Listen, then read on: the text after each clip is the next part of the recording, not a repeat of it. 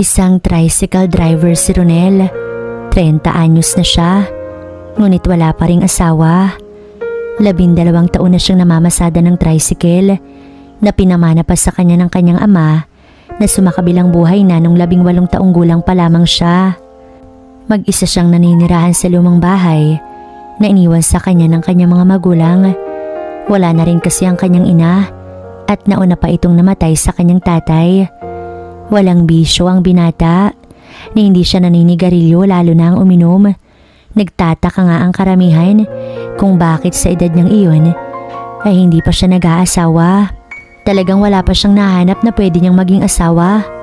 Ang siyang lagi niyang sinasagot sa mga nagtatanong sa kanya ukol sa bagay na iyon. Mabait na tao si Ronel. Matulungin at madasalin. Ang lahat ng kanyang mga kapitbahay ay kilala siya bilang magalang na tao. Wala siyang inaagrabyadong tao. Kung kaya ay malapit ang loob sa kanya ng kanyang mga kakilala. Isang gabi, pauwi na si Ronel at balak na sana magpahinga nang madaanan niya ang mag-inang tila nag-aabang ng masasakyan. Madilim sa gilid ng kalsada kung saan nakatayo ang mag-ina. Hinihinto ni Ronel ang kanyang tricycle sa harapan mismo ng mga ito. Nasa edad 50 ang ginang at sa tansya ni Ronel ay nasa 22 anyos naman ang anak nitong babae. "Ale, saan po kayo?" tanong ni Ronel nang hindi man lang gumalaw ang mag-ina at tila yata nahihiya pa ang mga ito. Iho, pasensya ka na. Nadukutan kasi kami kaya wala kaming pamasahe. Tsaka bukod dun, wala rin kaming mapupuntahan. Sinundo ko kasi itong anak ko rin sa amo niya kasi gusto na raw niyang umuwi. Hindi siya nakakapagbasa kaya hindi niya kayang magbiyahe mag-isa. Kung hindi sana nadukot yung natitirang pera ko para pamasahe namin, ay nakauwi na sana kami ngayon. Mahabang pahayag ng ginang na bakas sa muka ang sinseridad. Naisip ni Ronel na kawawa naman ang maginang ito. Batid niya ang pakiramdam ng walang-wala. Kaya naman, hindi siya nagdalawang isip na tulungan ng mag-ina. Inalok niya ang ginang na pwede ang mga itong pansamantalang tumuloy sa kanyang bahay hanggang sa makahanap ang mga ito ng pamasahe pa uwi. Labis naman ang tuwa ng mag-ina sa ginawang tulong ng binata. Kung kaya ng gabing ring iyon ay sumakay ang mag-ina sa tricycle niya at dinala niya ang mga ito sa kanyang lumang bahay. Nagatubiling pumasok ang mag-ina, ngunit ginawa naman ni Ronel ang lahat upang mawala ang hiya at pag-aalinlangan ng mga ito. "Pasensya na po kayo sa bahay ko ha, wag na kayo mahiya. Kung ano yung kailangan nyo, sabihin nyo lamang sa akin." Magalang na wika ni Ronel sa ginang, habang ang anak naman itong babae ay tulala lamang sa isang sulok. "Naku iho, malaking bagay na itong pagpapatuloy mo sa amin. Tatanawin namin itong malaking utang na loob." Saad pa ng ginang, pagkuway pinasadahan ng tingin ang anak na kanina patahimik. "Ano nga palang pangalan mo iho?" Sa wakas ay naalala ng ginang na hindi pa pala siya nagpapakilala. At ganun din naman ang mga ito. "Ronel, ako po si Ronel. Ako naman si Bebang at yung anak ko si Ana. Hindi talaga palakibo ang batang yan, kaya nga hindi siya nakapag-aral dahil mas gusto yung pumirmi sa bahay at magtrabaho ng magtrabaho. Kaya ayun, hindi siya natutong magbasa. Hinatid lang siya ng kaibigan niyang si Sheila ron sa bahay ng pinagtatrabahuhan niya rito. Umalis na kasi si Sheena doon at nagtrabaho sa ibang bansa. Kaya si Ana yung pumalit sa kanya. Ngayon, nagawa ni Ana na tawagan ng isang kapitbahay namin sa probinsya kasi gusto niya na nga nasunduin ko siya rito. Tapos nangyari pa ito." Mahabang pahayag pa ng ginang na si Aling Bebang. "Wag po kayo mag-alala. Kung gusto niyo po, magtrabaho po muna kayo dun sa karinderya ng isang kakilala ko. Nang sa ganon ay makapag-ipon po kayo ng pamasahe pa uwi. Naghahanap kasi siya ngayon ng tagahugas ng plato. Makakatulong ho sa inyo yun." Alok pa ni Ronel sa ginang, ngunit nanatili kay Ana ang tingin na to. Nakuha naman ni Ronel ang ibig ipahiwatig ng ginang, kung kaya ay muli siyang nagsalita. "Mababait ho yung tao rito. Ligtas din si Ana kapag dumito siya sa bahay. Ako naman, gabi na ako umuwi dahil sa pamamasada ko. Siguro naman po ay marunong magluto si Ana ng maaari niyang kainin kapag mag-isa lamang siya. Tanggapin mo na, Nay, para makauwi na tayo. Kaya ko na po yung sarili ko. Marunong naman ako magluto.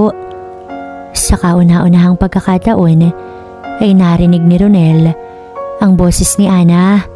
Tumango naman ang ginang, kung kaya ay saglit ako nagpaalam sa kanila. Bibili lang po ko na makakain natin. Gabi na kasi kaya matatagalan pa pag magluluto pa ako. Dito na muna po kayo, babalik ako agad. Humakbang na palabas si Ronel nang tumango ang ginang. Samantala, nanatiling nakatitig sa kawalan si Ana. Mula nang umalis siya sa probinsya nila, ay marami na ang nagbago sa kanya. Hindi na siya ang dating Ana na inosente. Bagkus ay nadadarang siya at hinahanap-hanap ang bagay na iyon. Mabuti na lamang pala at dito sila napadpad ng kanyang ina. Kahit papaano ay may lalaki rito. Hindi siya mangungulila ng husto. Kaya lang naman kasi siya uwi sa bahay nila dahil umalis na ang amo niyang lalaki na kanyang pinagtatrabahuhan. Hindi na ito bumalik pa at ang pumalit dito ay isang matandang dalaga. Kaya naman mas lalong naburyong ang dalaga. Sa gabi-gabi namang ginagawa nila iyon ng amo niya ay naadik na talaga ang dalaga. Hindi siya nakakatulog nang walang nagaganap sa pagitan niya at ng isang lalaki. Sana naman ang lalaking tutuluyan nila ngayon ay papayag sa gusto niyang mangyari. Walang ibang mahalaga para kay Ana kundi ang maging masaya tuwing gabi. Kaya ipagdadasal niya na hindi papalag si Ronel sa gagawin niya mamayang gabi. Ilang minuto ring nagtagal si Ronel sa tindahan ni Aling Alma. Nakikipagkwentuhan pa kasi sa kanya ang matanda, pero iniisip ni Ronel na baka nagugutom na ang dalawa niyang bisita. Kung kaya ay kaagad na siyang nagpaalam sa matanda at tinahak na ang daan pa uwi sa bahay. Pumasok siya sa bahay at nadatnan sa sala si Aling Bebang at si Ana. Tahimik na nakaupo sa upuan na gawa sa kahoy. Inilapag ng binata ang supot ng kanin at ulam na kanyang binili at saka niyayang kumain ng mag-ina. Naglatag ng plato sa mesa si Ronel at naupo sa harap niya ang mag-ina. Isinali niya sa mangkok ang kanyang mga nabili at nagsimula na ngang kumain. Kumain na ho kayo at saka mamaya po pala doon na kayo matulog sa silid ko. Dito na lamang po ako sa sala. Hayaan niyo po't pagkatapos kong kumain ay dadalhin ko din yung mga gamit ninyo. Muling nagpasalamat ang ginang sa sinabing iyon ni Ronel. Nagpatuloy na nga silang kumain at pagkatapos ay nagpresenta na si Ana. Siya na ang maghuhugas ng pinagkainan. Nahihiyaman ng binata sapagkat bisita ang turing niya sa mag-ina ay wala na siyang nagawa pa sapagkat mapilit pala si Ana. Iniligpit na lamang ni Ronel ang kanyang silid. Isang kwarto lamang kasi ang meron ng bahay na iyon, kung kaya ay alangan namang sa sala niya patulugin ng mag-ina. Nang matapos sa pagliligpit, ay pumasok na si Aling Bebang sa silid na iyon. Lumabas naman ang binata at naabotang nakaupo si Ana sa upuang kahoy sa sala, kung saan sana matutulog si Ronel. Hinayaan na lamang ito ng binata at lumabas sa bahay upang tawagan ang kaibigan niyang si Julio. Anak ito ng may-ari ng karinderya ni Aling Lusing na siyang naghahanap ng tagahugas ng plato. Ilang saglit pa ay sinagot na ni Julio ang tawag at nakausap ni Ronel ang nanay na to. Pumayag naman si Aling Lusing at nais nitong magsimula na si Aling Bebang bukas na bukas din.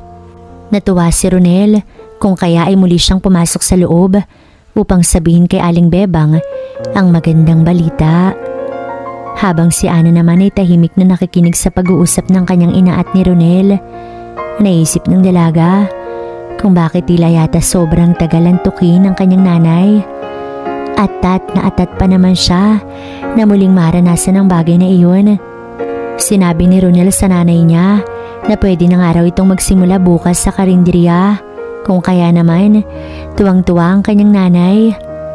Umaktong naghihikab na si Ana at sinabi sa ina na sila'y matulog.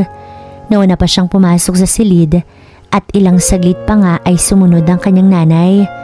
Pagpasok pa lamang ng kanyang ina ay nagkunwari ng tulog ang dalaga. Naramdaman naman niyang maingat nang nahiga sa tabi niya ang kanyang nanay. Naghintay pa si Ana ng ilang minuto at bahagyang gumalaw at idinikit ang kanyang tenga sa mukha ng kanyang ina. Mukhang tulog na ito sapagkat naririnig ng dalaga ang mahihina nitong hilik. Maingat at dahan-dahang bumangon ng dalaga. Nang tuluyang makabangon, ay bahagya pa niyang nilingon ang kanyang ina na tulog na. Nakapatay na rin ang ilaw sa loob ng silid na yon. Humakbang si Ana at tinungo ang pintuan.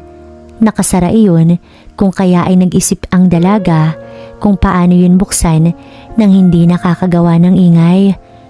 Agatlabing pinihit niya ang pintuan nang hindi na talaga siya makatiis pa. Dahan-dahang umuwang ang pintuan at sumabay ang ingay ng may kalumaan ng pintuan na gawa sa kahoy. Sa wakas ay tagumpay niyang nabuksan ang pintuan at kung gaano siya kaingat nang buksan niya iyon ay ganun din kaingat nang iyon ay kanyang isara. Walang lock iyon kung kaya ay mabubuksan rin naman mamaya kapag natapos na siya. May kakatwang ilaw ang tumatagos sa butas ng dingding ng bahay na iyon na siyang nagsilbing ilaw ni Ana upang marating ang pwesto ni Ronel. Nakita ng dalaga na natutulog ng nakatihaya si Ronel na ang tanging suot lamang ay shorts na may garter. Hindi rin ito nagkumot. Dahan-dahang umakbang si Ana patungo rito. Sabik na sabik ang dalaga. Ilang sandali niyang pinakiramdaman ang banayad na paghinga ni Ronel. Pagkuway hinawakan ito ng marahan ang braso ng lalaki. Tila nangungulila ang kanyang katawan. Kaagad na naglakbay ang tila ilang bultahe ng kuryente sa kanyang katawan na siyang dahilan kung bakit mas lalong uminit ang pakiramdam ni Ana. Maya-maya ay dumampi ang labi ni Ana sa mga braso ng lalaki.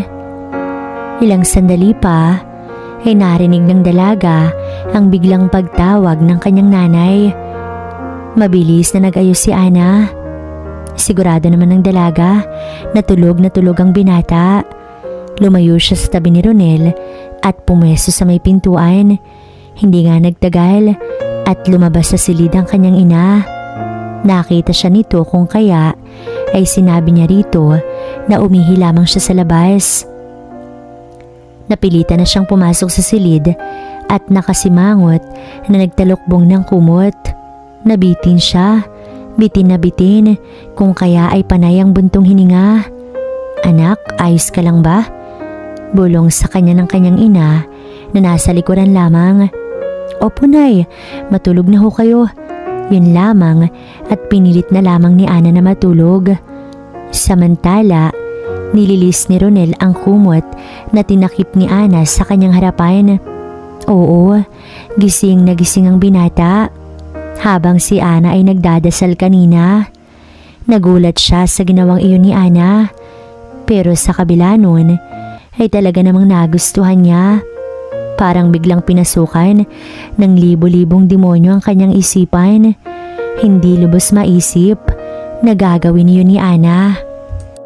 Hindi man lang ito nandiri sa kanya, bagkus ay tila yata sayang-saya ang dalaga. Magdamag na nagpapabaling-baling si Ronel dahil sa pangyayaring iyon. Ang buong akala ni Ana ay tulog ang tricycle driver na ito, kaya hindi siya mahihiyang umarap dito bukas.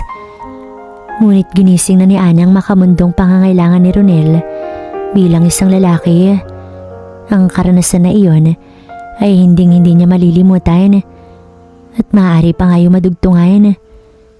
Kinabukasan, maagang nagising si Ronel at nagluto. Ganon din si Aling Bebang. Isasama niya kasi ngayon ang ginang sa karinderya ni Aling Lusing. Maya-maya pa ay lumabas sa silid si Ana. Parang wala lang nangyari kung ito ay umasta na para bang natural para rito ang ginawa nito sa kanya kagabi. Baka nga inisip talaga ni Ana na tulog siya.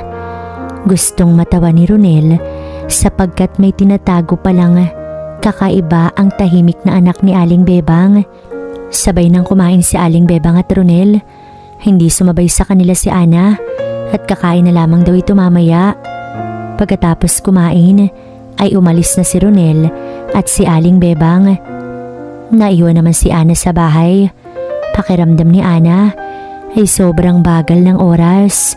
Bakit kasi ayaw ng nanay niya na siya na lamang ang magtrabaho roon sa karinderya? Di sana hindi siya nabuburyong rito sa bahay ni Ronel. Buti sana kung nandito rin ang binata at kasama niya. Baka matuloy pa yung balak niyang gawin kagabi. Tanghalian na at nakapagluto na rin si Ana. Napalingon siya nang bumukas ang pintuan at pumasok sa loob si Ronel. Pawis na pawis ito. Ngunit sa paningin ng dalaga ay talaga namang masarap itong kagatin. Naalala na naman tuloy niya ang ginawa niya kagabi. Biglang nag-init na naman ang pakiramdam ng dalaga. Inalok na lamang niyang kumain si Ronel upang hawiin ang init na nararamdaman. Habang si Ronel ay naupo na sa hapag at nagsimulang kumain. Minsan lamang siya umuwi kapag tanghalian at ngayon nga ay umuwi siya sapagkat tila yata may kung anong demonyong nag-uudyok sa kanya. Siguro ay dahil din sa pagod at hindi siya nakatulog ng maayos kagabi. Sabay na natapos ang dalawa sa pagkain, ngunit hindi man lang magawang magsalita ni Ronel at ganun din si Ana. Ilang minuto pa at naligo si Ronel sa banyo na nakabukod sa bahay. Mga ilang minuto rin siya sa banyo at pagkatapos ay kaagad nang lumabas at nagpatuyo ng buhok sa papag sa labas ng bahay. Hindi alam ng binata na sinisilip siya ni Ana sa siwang sa loob ng bahay. Wala kasing suot na pangitaas ang binata, kung kaya ay biglang natakam ang isang katulad ni Ana sa addicted sa bagay na iyon. Nang matuyo ang buhok ni Ronel ay kaagad na nga siyang pumasok sa bahay. Nahiga sa upuang gawa sa kahoy sa sala at hindi na malayang nakatulog. Noon, lumabas sa silid si Ana. Gustong gusto na ng dalaga na hawakan si Ronel pero nagpigil siya sa kanyang sarili. Dumiretso siya sa banyo na tanging tuwalya lamang ang bitbit. Mabilis ang naligo ang dalaga. Pagkuhay lumabas na. Sigurado siyang himbing na ngayon si Ronel. Nakatapi lamang ng tuwalya ang dalaga. Nadaanan niya si Ronel sa sala na bahagya pang naghihilik. Mainit ang panahon, kung kaya ay walang suot-suot na t-shirt ang binata. Nakabukas din ang bintana banda sa may sala, kung kaya ay kahit papaano ay may pumapasok na hangin sa loob. Habang si Ana ay hindi magawang dumiretso sa kwarto at magbihis. Dahan-dahan siyang lumapit sa nakahigang si Ronel. Maingat siyang naupo sa paanan nito. Pagkuway kagaya ng nakaraang gabi ay muli niyang ginawa ang bagay na yon. Nakaluhod si Ana. Napapalunok. Hindi gumalaw si Ronel na para bang hulog na hulog ito sa malalim na pagkakatulog. Ngunit kagaya kagabi na talaga namang anumang oras ay manunuklaw si Ronel. Nagmadali si Ana. Ngunit nang mapalingon ng dalaga sa pintuan ay nakawang iyon. Napilitan ng dalaga na tunguhin ang pintuan at saka iyon dali-daling isinara. Pagkatapos ay bumalik siya sa kinahigaan ni Ronel at tinuloy ang naudlot na gagawin. Hindi na nga nakapagpigil ang dalaga at maya-maya ay bigla na lamang sumampa. Hindi malaman ang gagawin ng mga oras na yun. Napapapikit ang dalaga. Talaga namang pawisan dahil sa kabang nararamdaman na magising ang binata. Ngunit eto namang si Ronel ay nagkukunwari pa ring tulog. Napansin ni Ana na nakatakip na ang damit ng binata sa mukha na to. Hindi niya tuloy alam kung gising ba o tulog ang lalaki. Pero naisip ng dalaga na hindi naman gumagalaw ang binata. Kaya naman narating niya ang paraiso. Bagsak si Ana at talaga namang napagod. Pawisan at dali-daling nag-ayos ng sarili at umalis na nga roon. Parang walang nangyari na umalis si Ana. Uminit tuloy ang ulo ng binata sapagkat hindi pa siya natatapos. Ginawa na niya nga ang lahat upang magpigil at baka tumakbo pa palayo si Ana kapag nalaman nitong siya ay gising na gising. Pero nang marating ni Ana ang rurok ay niwan na siya nitong nabitin sa ere. Inayos pa nito ang nagulo niyang kasuotan.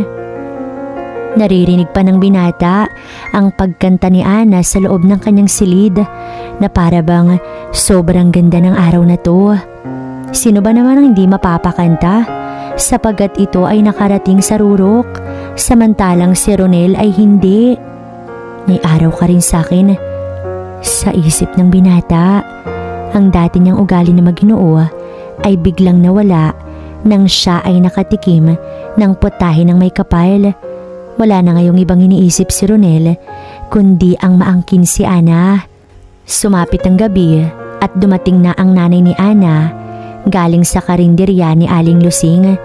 May dala pa itong ulam kung kaya ay nagsaing na lamang ang dalaga. Magaan ang pakiramdam ng dalaga sapagkat nabawasan siya kani-kanina lamang. Halos hindi nga mapawi ang ngiti sa kanyang mga labi.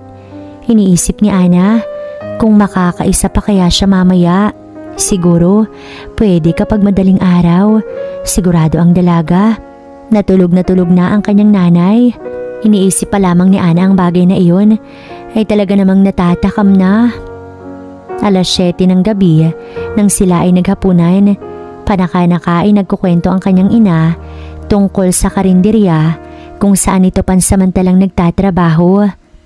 Nang matapos sila ay kaagad nang nagpaalam ang kanyang ina na mauuna na itong matulog sapagkat napagod ito sa buong araw na pagtatrabaho sa karinderya. Pagkakataon niya na iyon, pagkakataon na ng dalaga sapagkat maaga rin yatang matutulog si Ronel dahil naglatag na ito ng banig sa sala. Pumasok na nga ang kanyang ina sa silid ni Ronel at naiwan ng dalaga sa lababo sapagkat kasalukuyan siyang naghuhugas ng kanilang pinagkainan.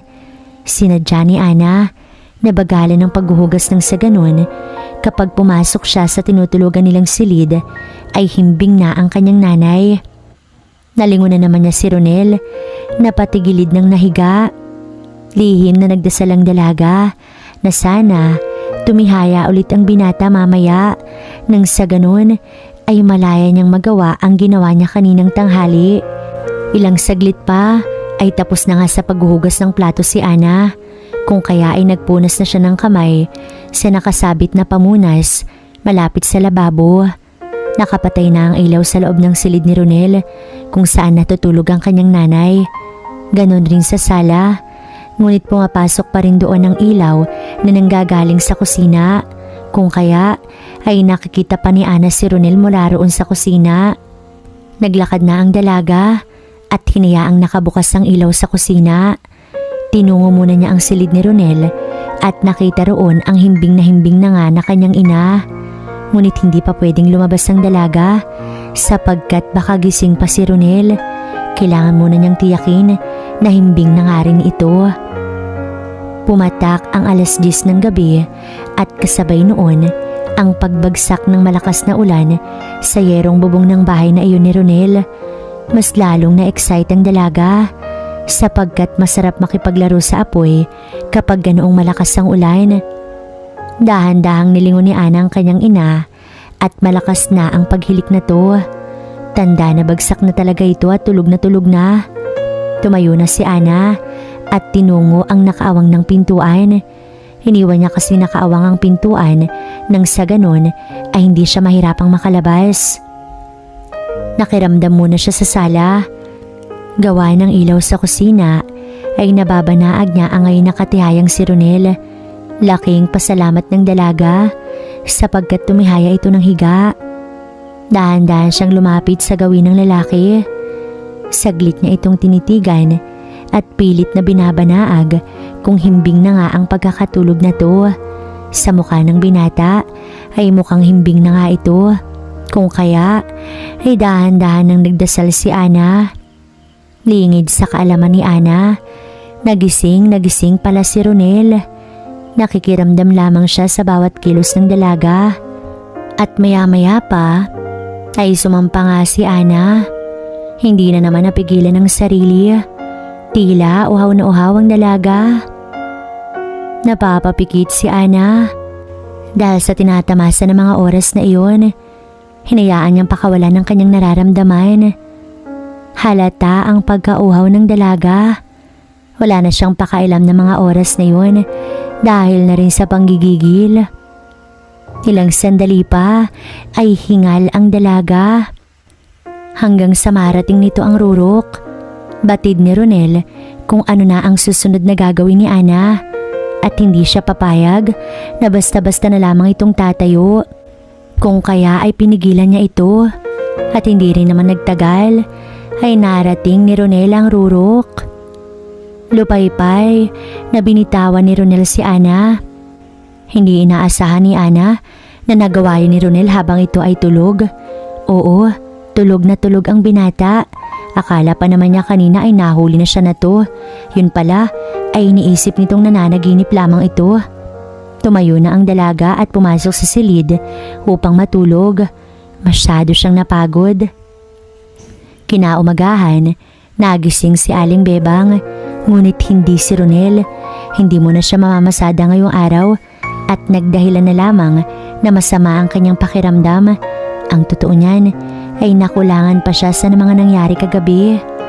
Umalis na si Aling Bebang at naiwan na lamang si Ronel at Ana na ngayon ay mahimbing pa rin sa silid ng binata. Siguro ay masyado itong napagod kagabi. Ngayong araw ay gagawin niya ang lahat upang mapasunod si Ana sa lahat ng kanyang gusto. Siniklaban nito ang kanyang katawan at ngayon ay hindi niya kayang pahintuin ang apoy na tumutupok sa kanyang buong pagkatao. Bumangon si Ronel at saka pinatugtog ang kanyang nabiling speaker ng may kalakasan. Nais niyang pahiyawin si Ana. Pumasok si Ronel sa silid ni Ana, ngunit nakasalubong niya ito sa pintuan. May daladala itong tuwalya at mukhang maliligo. Bahagya namang napaurong ang binata upang bigyang daan si Ana. Bigla tuloy siyang tinablan ng hiya. Lumabas na nga si Ana sa bahay at tumungo sa banyo. Hindi pala pumasada si Ronel. Mukhang makakaisa na naman ng dalaga mamaya kapag nakatulog si Ronel sa tanghali. Binuksan niya ang gripo upang punuin ng tubig ang malaking balde nang siya ay makaligo na. Nagsimula na ngang maligo ang dalaga. Pinagtagpi-tagping kahoy ang nagsisilbing dingding ng banyo. Kampante si Ana. Unang buhos sa kanyang katawan ay bahagya pang nanginig ang dalaga. Malapit na siyang matapos sa paliligo nang bigla na lamang bumukas ang banyo. Hindi nakapagsalita ang dalaga. Iniisip niya kung bakit naroon si Ronel. Tumayo si Ana at bigla na lamang siyang hinabol ni Ronel at saka iginiya patalikod rito. Nasa likuran niya na ngayon si Ronel at hindi pa rin magawang magsalita ni Ana. Tila ba nilamon siya ng galak sa maaaring maganap. Ilang sandali pa ay pinihit paharap ni Ronel si Ana. Marahan niya itong pinagmasdan sa maganda nitong muka. Tinitiga ng mga mata ng dalaga at dahan-dahan nanlapit ang labi nito sa labi ng dalaga. Hindi na nga nakapagpigil ang dalawang ito at tuluyan na nga nilang hinayaan ang kanilang nararamdaman. Nahulog na sila sa kumunoy ng pagkakasala. Halatang halata ang pagkauhaw.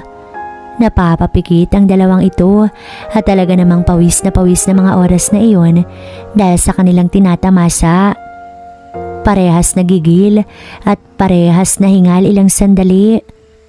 Walang imikan nang marating nila ang rurok. Nagkatinginan ng bawat isa at pagkatapos noon ay nagngitian. Parang walang nangyari nang lumabas ng banyo. Napapangiting napapahinga ng malalim si Ronel. Buong buhay niya ay hindi niya naisip na magagawa niya ang bagay na iyon. Ang pangyayaring iyon ay nasundan pa ng nasundan sa mga sumunod na mga araw at linggo. hanggang sa tuluyan nang nakapag-ipon si Aling Bebang ng pamasahe pauwi sa probinsya ng mga ito. Ikinalungkot ng binata ang bagay na iyon, lalong-lalo na ni Ana. Batid kasi ng dalaga na kapag umuwi na siya sa kanila ay wala na siyang pwedeng makasama doon sapagkat wala naman siyang mga kapatid na lalaki. Tatay lamang niya ang lalaki sa loob ng kanilang pamamahay, kung kaya ay huling gabi na ng mag-ina ay sinulit na lamang ni Ronel. Nang makatulog si Aling Bebang ay dinala niya si Ana sa kanyang tricycle na nasa harapan lamang ng kanilang bahay. Nais kasi talaga ni Ana na kung saan nila gawin ang bagay na iyon. Gusto nilang subukan ng masikip na tricycle ni Ronel, kung kaya ay naroon sila. Ilang oras at paulit-ulit na naglakbay sa kalangitan, hawak kamay at nagtitiis sa masikip na tricycle na iyon. Hanggang sila ay tuluyang napagod. Pagod man ay pinilit nila ang sarili na bumalik sa loob ng bahay at matulog. Kinabukasan ay nag-ayos na nga ang mag-ina ng mga damit. Kung ano ang kanilang dala nang sila ay dumating sa bahay na iyon ay siya rin nilang dala pagkaalis, maliban sa isang bagay na naiwan ni Ana kay Ronel, at iyon ay ang karanasan na kailanman ay hindi mawawala sa isipan ng binata.